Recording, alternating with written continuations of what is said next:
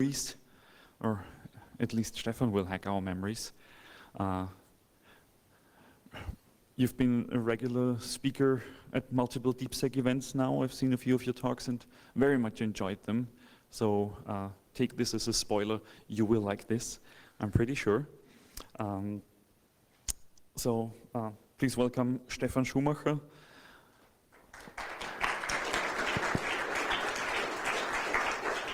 And enjoy having your memories hacked for fun and profit. Yeah, hello and welcome to my talk. This year's topic of my talk is manipulating the human memory for fun and profit. I started working with computers back in the 80s, I think 1987 or 88, just 1 or 2 years before the wall and the inner German border came down. Our school fortunately had those Robotron small computers with 4 megahertz and data storage on cassette recorders, as you can see on the right. And fortunately, we not only had the computers, but also teachers who could use them, who were real computer science teachers. So we did real computer science stuff. And I got hooked up with IT and IT security. In the meanwhile, I studied educational science and psychology, and I do a lot of research in human factors, social engineering, and security awareness stuff. And one thing I found very interesting is how memories of humans can be manipulated. In 2014, I gave a talk in Australia, and a guy tweeted about my talk, and he said, "Science is awesome, you aren't doing science in InfoSec, why not?" Seems to be the overriding message of my talk. And since then, I've tried to bring more and more science and scientific approaches into IT security, mostly from the perspective of psychology. Throughout the slides, I will have citations, and at the end of the slide set, you will find the complete bibliography, as it is common in psychology. So to start, there is a case of Misha de Fonseca. She published a book, her memoirs, in 1997. Her name isn't actually Misha de Fonseca, but she was born as Monique de Waal in May 1937 in Etterbeek in Belgium. Her memoir was about the Holocaust years. She claimed that she wandered through Europe from Belgium to Ukraine as an 8-year-old girl. And this was later debunked, and it was discussed in psychology, in social science, of course, and other stuff, to how one can make up such memories. And especially in Holocaust research, there are multiple cases of people who made up memories. And they didn't do it intentionally to lie, to make money, or do other evil stuff. They really made up their own memories. And this led to further research in psychology that wandered into how memories are formed in the human mind, how the human mind works, and how memories can be manipulated. So stand back, I'm going to try science in this talk. The first paper published about memories and memory falsification was written by Emil Kraepelin, a German psychiatrist who was active in the psychoanalysis circles of Sigmund Freud, Alfred Adler, and so on. And his paper was called Über Erinnerungsfälschungen on memory falsification, and published in 1887 in the then German language Archives of Psychiatry and Clinical Neuroscience, which still is published today. So the journal still exists, and you can even access the original article online.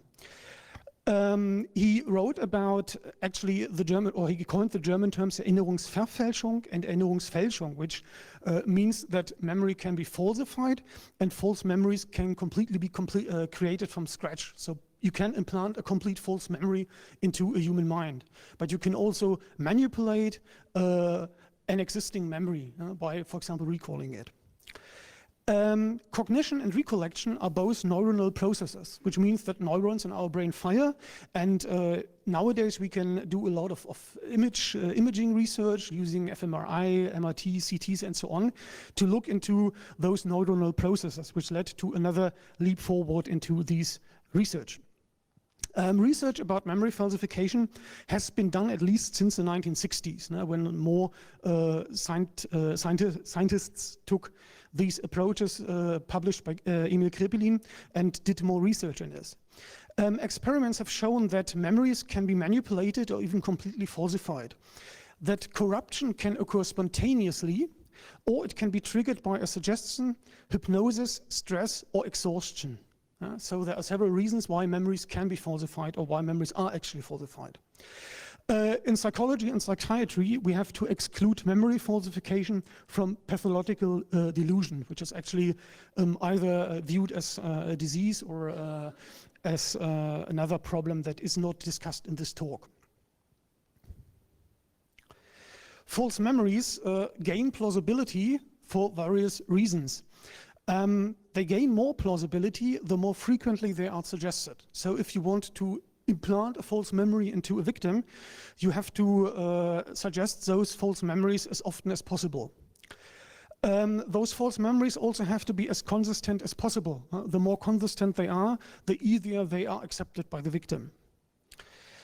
It has also been shown that the more frequently the subject visualizes the false memory, the easier it is implanted into the victim. And emotions play a big role. The more emotionally false memories are, the easier they can be implanted or corrupted. The resulting false memories are rich in detail, emotional, and very credible, as has been shown by the research listed there. What we learned from the research that has been done and from the publications is that emotional stimuli have a higher impact than neutral ones. So if you apply on an emotional level, it's easier for you to manipulate memories, or memories are generally easier falsified or implanted if there is more emotion in the play. Cortisol release strengthens the memory of emotional stimuli. So this is actually a body function that can be measured, and therefore it is measured in labs because it's easy to measure it. And the research has shown that cortisol plays a huge role. It also plays a huge role, or stress plays a huge role when you don't form any memories. Now, for example, victims of an accident or from a traumatic accident or other stuff often don't form memories because the stress level is actually too high for the human brain to function normally.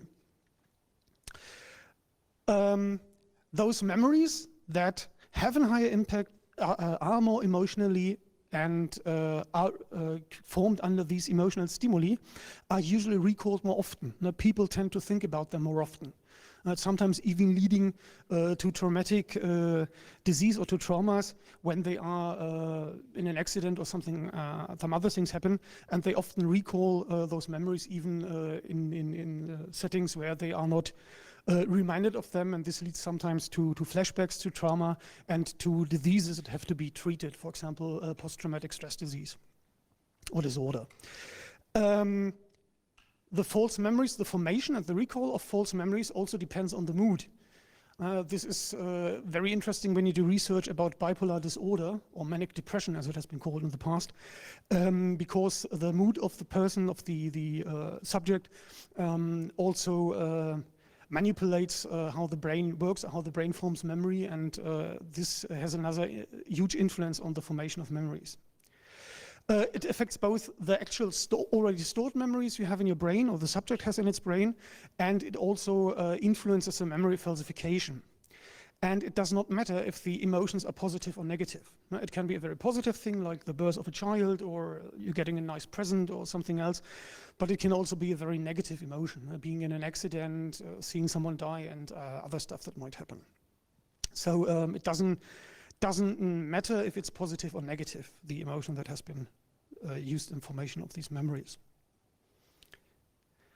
One thing where positive and negative emotions differ is that negative emotions lead to focusing. Now, if you are subject to negative emotion, you focus on stuff.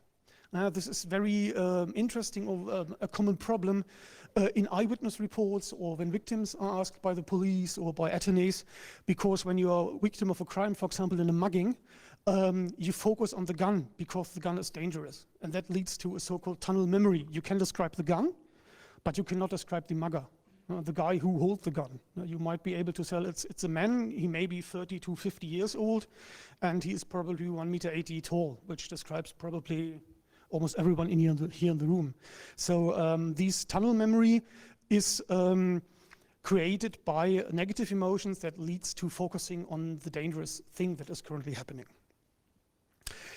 Positive emotions lead to a so-called widening effect. No, it's the complete opposite. When you have positive emotions, the subject usually tries to memorize as much as possible. So this means that you have as much as possible memories, but the richness and details suffer. You know that there, for example, are multiple persons there, but you cannot describe what they were wearing, if they had glasses and other stuff. Another thing is that eyewitnesses can very easily be manipulated by examinations, which is very dangerous, especially when it's done in a more or less amateurish way.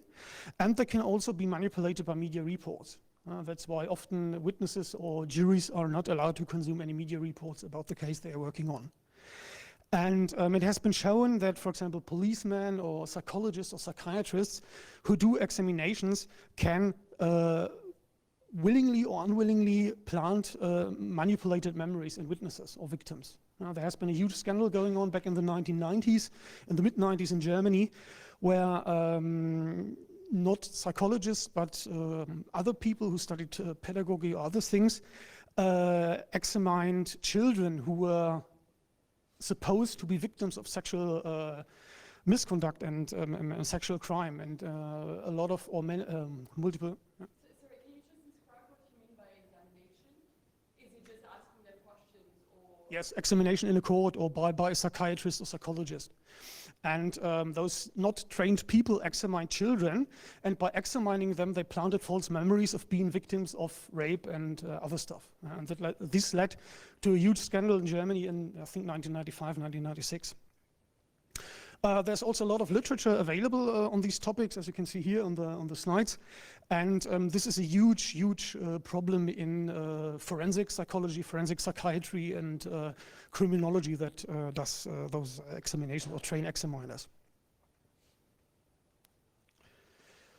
There's actually a great experiment done in '95 and again done in 1997.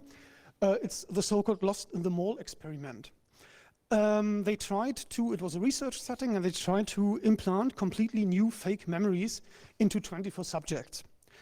The subjects were asked to recall 3 events from childhood, and 2 of those events were described by close relatives to the researchers, and 1 event was made up by the subjects.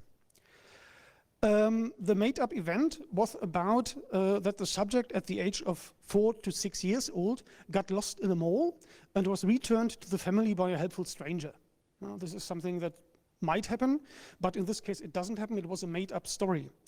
And the relatives provided details like names of malls and shops where the children might have been, names of family members, and so on. So the made-up memory or the story the researchers designed was rich in detail, and it was very plausible because there were names of family members, places they have been in.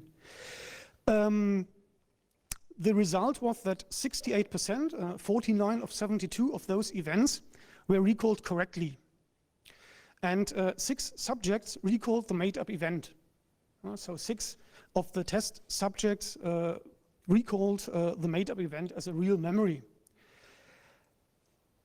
The clarity ratings, the rating of how clear and conscious a memory was, rose in a repeated interview. So when they did a later interview, I think it was 2 months later, now 5 subjects considered a real event to be made up. So it also works vice versa. And not only did 6 subjects recall a made-up event, but 5 subjects considered a real event to be made up. So they lost their trust in their own memory. If you want to have a deeper look in it, just look into the literature. Another one which got a bit traction in the mass media was the so-called Bugs Bunny in Disneyland experiment. They created, or the researchers created, a false memory of meeting Bugs Bunny in Disneyland. There's only one problem. Bugs Bunny is Warner Brothers, and those figures are not allowed to enter Disneyland because it's Disney and not Warner Brothers. So there could have been no event, no real-life event where Bugs Bunny was met in Disneyland. In the study, which is linked here in Loftus 2003, 16% of the subject falsely recollected meeting Bugs Bunny there.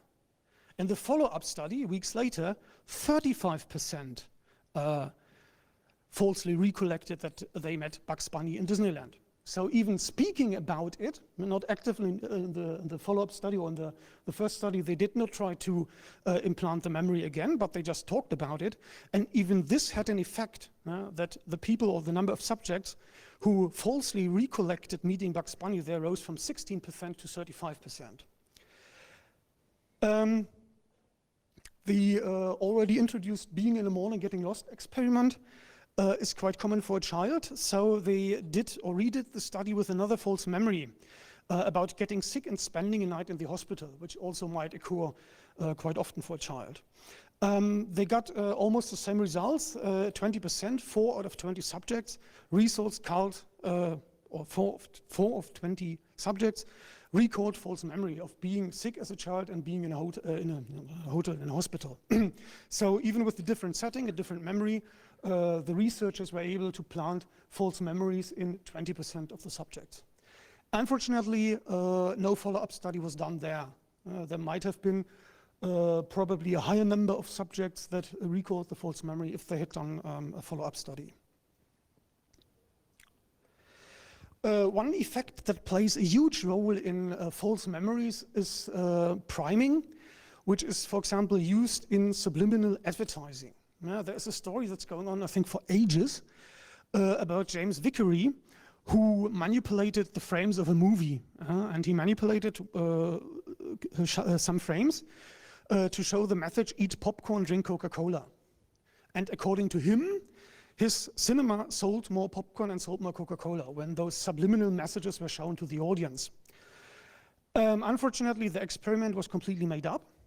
It was later done more research about this topic, and people realized that the 1 or 2 frames shown in a movie is a way too short time span for a human to focus on it, to read the text, and to realize what's said there. They were not able, or humans are not able, to see 1 or 2 frames of a movie. The typical frame rate is, I think, 24 or 25 frames per second, so you can imagine that 1/25 of a second is way too short to read such a text. James Vickery completely made it up. He worked then as a consultant and sold his knowledge to other people who paid him for it. And besides being made up and technical impossible, it was also bad research design. It would have been done with a pre-test, post-test, and with a completely different setup in a lab by a psychologist. There are modern studies that show that subliminal messages work, but only in labs and only for very, very simple tasks. For example, you can prime people in choosing a specific color or choosing a specific poker playing card, but you cannot trick them into eating more popcorn or drinking Coca-Cola. That doesn't work in real-life situations. The huge problem we have here in psychology is that a lot of this research is done in a very controlled setup in a lab, and they often cannot be brought into real life because there are different other effects, moderator variables, disturbances in the force that lead to other effects.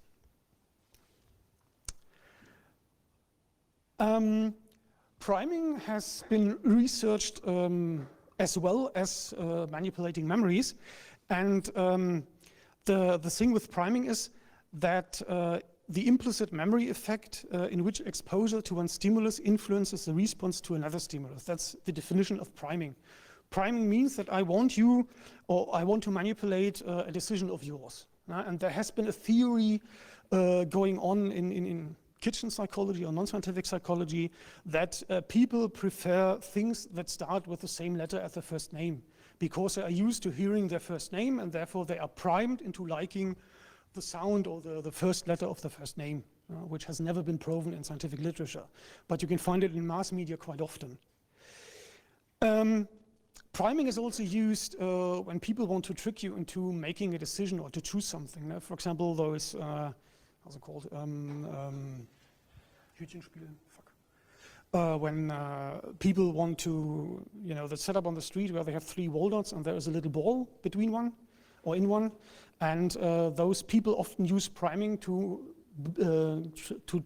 get you to make a specific choice, which is of course manipulated, and you will lose your money. Research in the lab has been often done about fulfilling or completing sentences or completing words.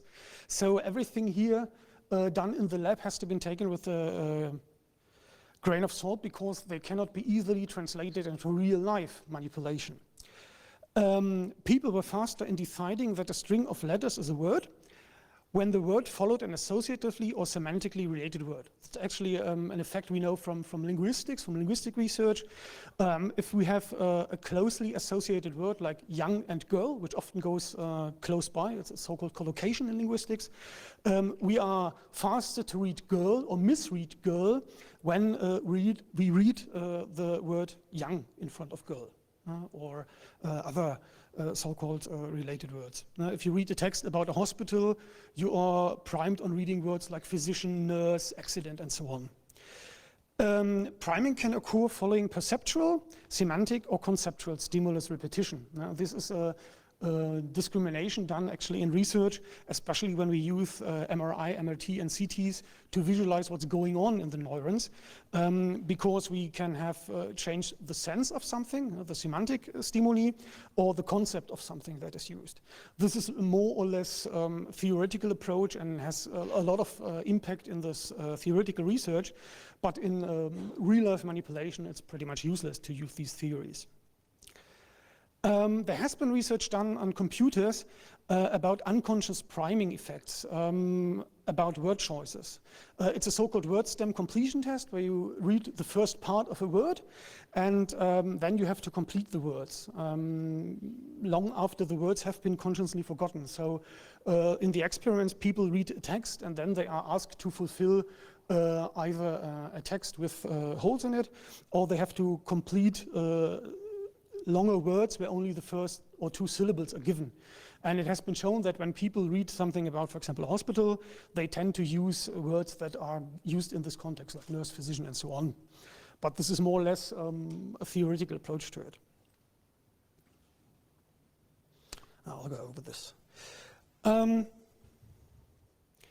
has been an experiment done in 2008 by Williams and Bark that claims that something as simple as holding a hot or cold beverage before an interview could result in pleasant or negative opinion of the interviewer.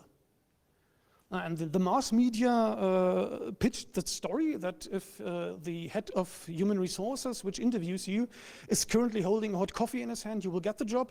And if he is holding a cold glass of water in his hand, you will probably not, or you will fail the interview and not get the job. But unfortunately, Young, it has not been published when I did the research yet, could not replicate this experiment. So they were not able to get the same results as Williams and Bark. I don't know why they didn't do further research. They just did a replication experiment, but they did not look into why they could not replicate it. There could be several reasons. It could be cultural background. It could be another moderator variable or another thing that they overlooked and did not further add into the statistic evaluation of the experiment. So all those experiments and publications have to be taken with a grain of salt, especially when they are reproduced by mass media, because they often leave out important stuff. And they often summarize it or try to reduce the complexity of the experiment, and this leads to sensationalist news stories like this one about the head of resources, or an interviewer will not give you a job if he has a glass of cold water in his hands. Another thing that is very important in the context of social engineering, manipulating memories, and the behavior of people is the so-called theory of mind. Theory of mind is a concept in psychology that we are able to attribute mental states to oneself and others. We are able to attribute the emotional state of a person we see. If he is angry, if he is excited, if he is tired, in love, or whatever emotions we want to check there. It's very close related to the concept of empathy, going as far as, or further as Simon Baron-Cohen, who is a researcher in London. He does a lot of research about Asperger's, autism, male and female brains. He has developed the so-called SE theory. He claims that the female brain is more into emotions, the male brain more into systems, which he uses to explain that 90% of Asperger's and autism patients are male and not female. And he has also done a lot of research and publications about the theory of mind. He uses it at the base for his research.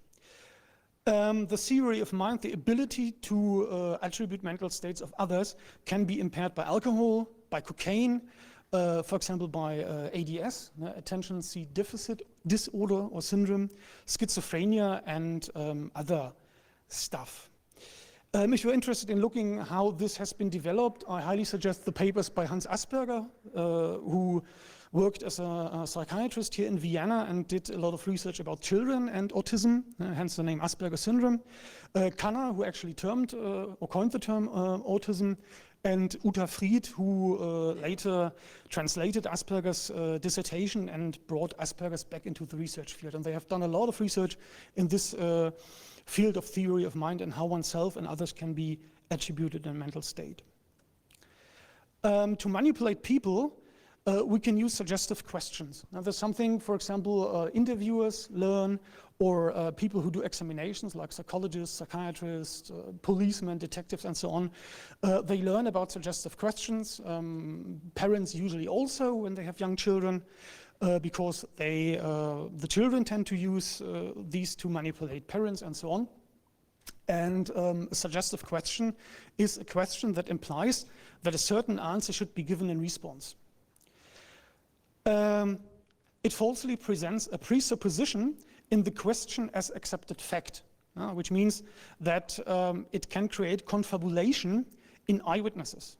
The term confabulation was used by the authors Loftus and Palmer, and they did research about how American policemen, detectives, did examinations with eyewitnesses and victims of crimes. And they realized that sometimes they used suggestive questions, either because they didn't know about the effects or because they wanted to use suggestive questions to bring eyewitnesses or victims into confabulation and into giving presupposed answers.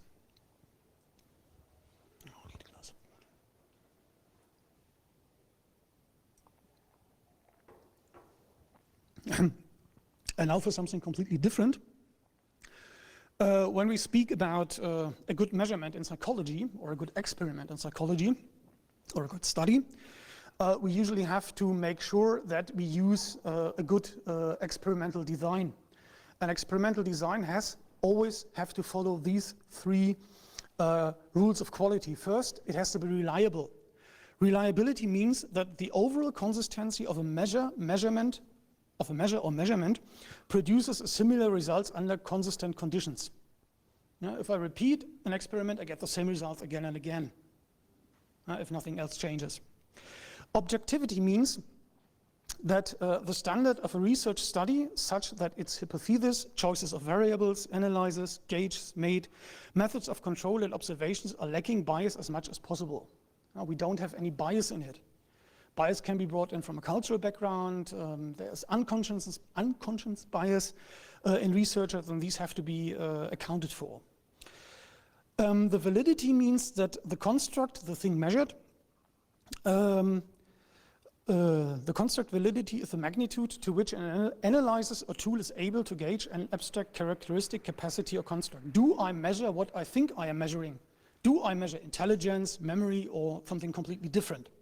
Now, for example, early IQ tests were basically mathematical tests. They measured mathematical skills, not intelligence. And this is a huge problem. We still have an intelligence test because we still do a lot of tests of mathematical skills in IQ tests. The replicability means that a study should produce the same results if repeated exactly again and again. I've shown one replication study where they couldn't replicate the results of the first study, but the huge problem in science is that no one is doing it because you don't get money and fame for it. If you want to get famous, you have to do an original research and not a replication study. And you also won't get any money for it. A friend of mine wanted to do a replication study as his master's thesis in psychology, and he needed access to the MRI imaging device, but he didn't get time because it was just a replication study. The answer from the prof was, it has been done, we don't need to do it again, and we don't get any money for it or any fame. So we don't do replication studies, which is actually a huge problem in science as a business. I have one example of something that is not reliable, valid, and objective. It's called phrenology. You might have heard it. It's actually the idea that you can measure intelligence or skills and the character of a person or personality of a person from the shape of its head. It was vastly popular in the Third Reich. The Nazis used it to show if someone is of Aryan descent or not. And this is not scientific. This is actually complete bullshit. But it's still used in some parts of the world and in some fields. Another thing I hate with a passion is neurolinguistic programming. It's not scientific. It's actually, physicians suffer from homeopathy and we psychologists suffer from NLP. It's pseudoscience. It's neither neuro nor linguistic. It has an aggressive marketing, and there has been studies about, for example, the eye movement theory. There's a theory in NLP that if you are lying, your eyes move up to the upper left corner, and if you're telling the right or if you're telling the truth, your eyes are moving to the lower left or right corner. And this has been replicated or has been researched multiple times, and the theory could not be replicated. It failed also the first stage of scientific evaluation for the German health system. Now, if a therapy has to be paid for by the German health insurance, it has to be proven to be scientific and it has to be proven to work. And the first stage of this test is always the scientific evaluation. And NLP completely failed every single item on the test. Not a single item of NLP was scientific. So ignore it. Another thing I did a talk on psychological profiling some years ago, and I stumbled across this MBT, Myers-Briggs Type Indicator, which is very, very popular in the US, and a lot of people, for example, on Reddit or other internet site, identify as one of those Myers-Briggs types. And they are also not completely made up, but they lack actually the statistic and the replication in statistical science. The idea of Myers-Briggs types indicators goes back to psychoanalysis, especially to Alfred Adler and C.G. Jung, who developed so-called archetypes, the mother, the caring mother, and other archetypes. And in the 1940s, Myers and Briggs created this wheel about personality types by using the theory of C.G. Jung, which is also not completely made up, but it isn't scientific in modern standards.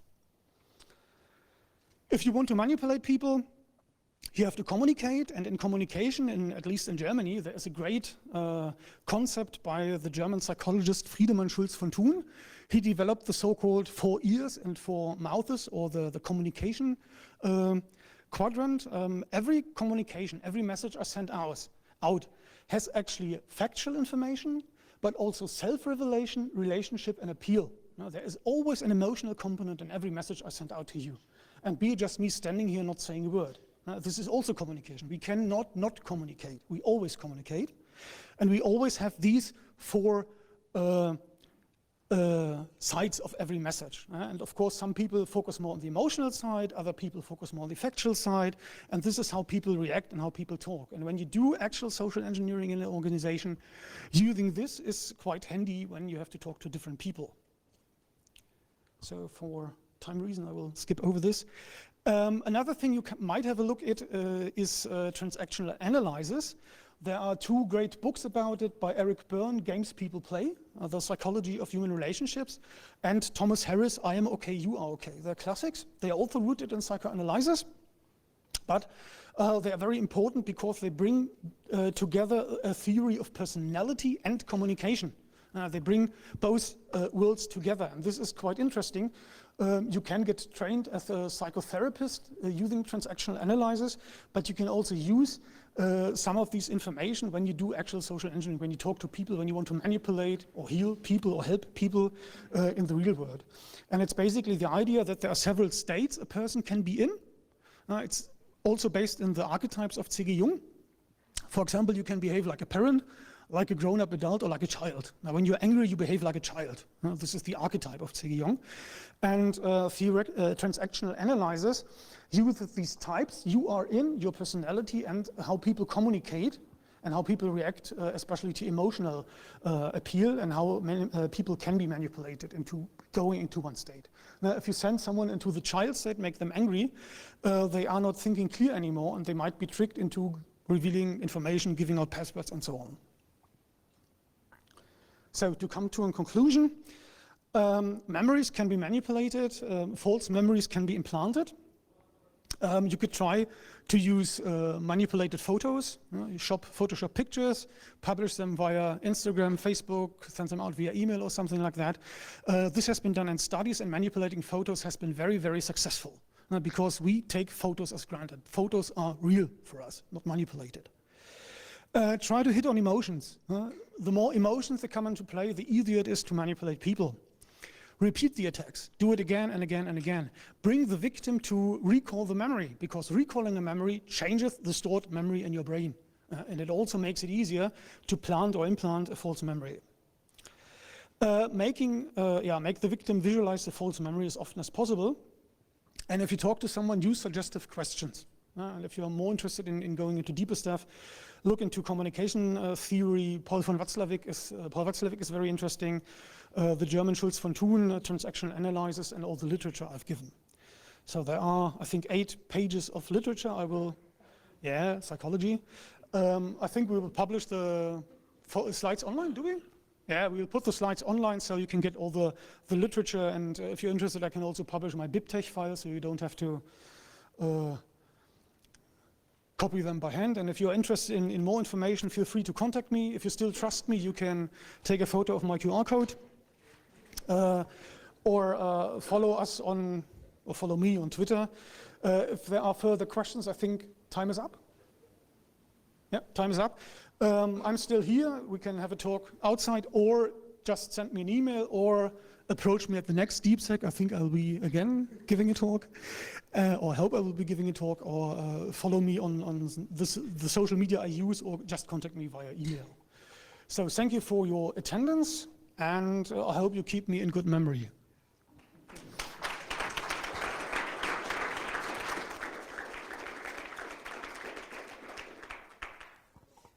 Thank you very much.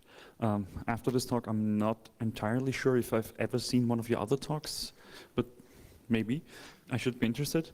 So yes, these are the questions you're looking for. While we wait for all the folks from the left pirouette to come here to join us for the closing, we use the opportunity to maybe pose 1 or 2 questions at Stefan. So if you have a question, be quick.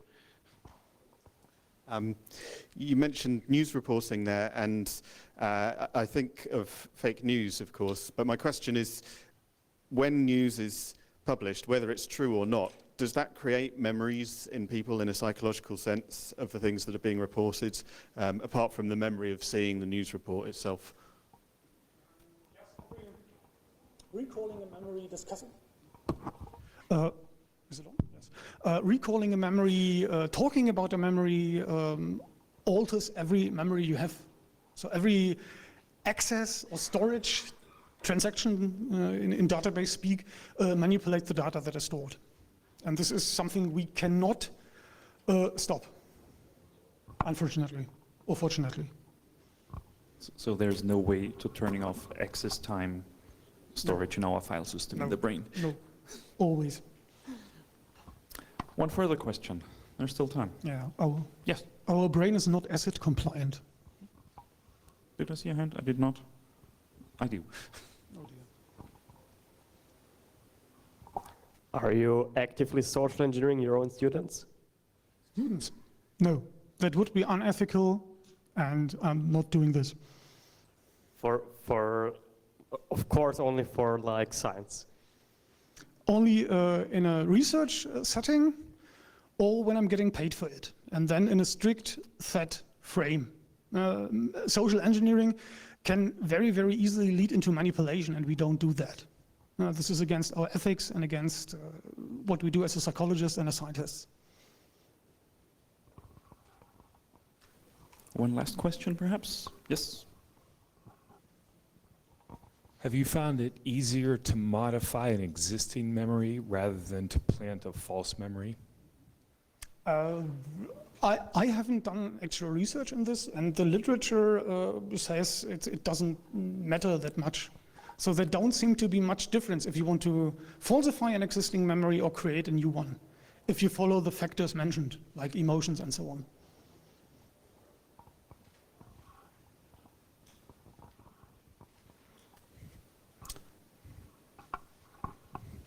One last off by one question? No? Well then, thank you very much, Stefan.